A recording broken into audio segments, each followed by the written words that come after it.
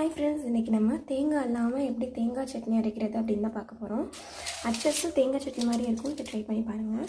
First இந்த மாதிரி பெரிய வெங்காயத்தை பொடிசாக கட் பண்ணி வச்சுக்கலாம்.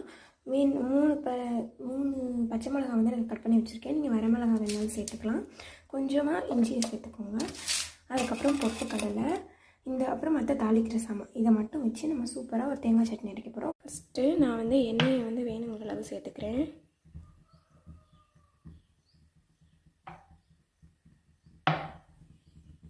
எண்ணெய் நல்லா காஞ்சி வரட்டும். எண்ணெய் நல்லா காஞ்சோடனே வேணுங்கிற அளவு வந்து கடுகு சேர்த்துக்கலாம். அதுக்கப்புறம் ஜீரகம் சேர்த்துக்கலாம்.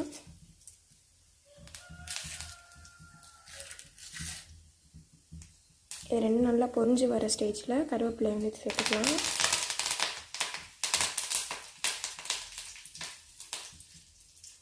வந்தோடனே பச்சை மிளகாவே இஞ்சியும் சேர்த்துக்கலாம்.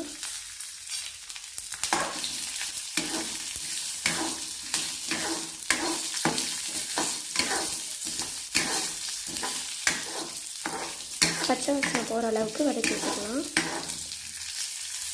இதை சேர்த்துக்கலாம்.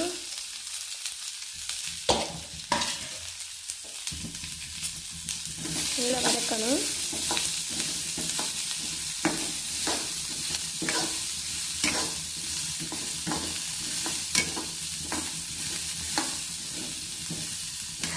வெங்காயம் நல்லா வதங்கி செவந்து வந்துருச்சு. அளவுக்கு சால்ட் சேர்த்துக்கலாம். இன்னும் கொஞ்சம் கூட சேர்த்துக்கலாம்.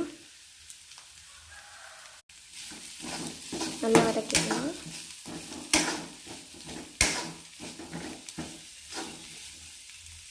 அவ்வளோதான், ஸ்டவ் ஆஃப் பண்ணிடலாம். நம்ம வதக்குனதை மிக்சியில் சேர்த்துக்கலாம்.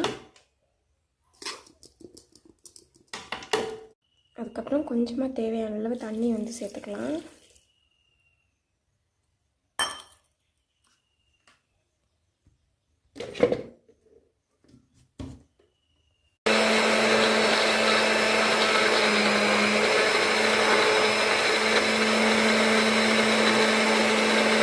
நம்ம அரைச்ச இந்த சட்னியை இன்னொரு கிண்ணத்துக்கு ட்ரான்ஸ்ஃபர் பண்ணிடலாம். அப்படியே சர்வ் பண்ணிக்கோங்க. கொஞ்சமாக இந்த மாதிரி எண்ணெயை பாயில் பண்ணி அதில் கடுகு உளுந்த பருப்பு போட்டுக்கலாம்.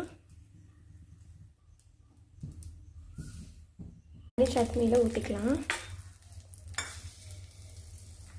அப்புறம் மிக்ஸ் பண்ணி விட்டுக்கலாம். அவ்வளோதான், சூப்பரான தேங்காய் இல்லாத தேங்காய் சட்னி ரெடி. இதை ட்ரை பண்ணி பார்த்துட்டு ரிசல்ட் என்னன்னு சொல்லி கமெண்ட்டில் சொல்லுங்கள். பாய்.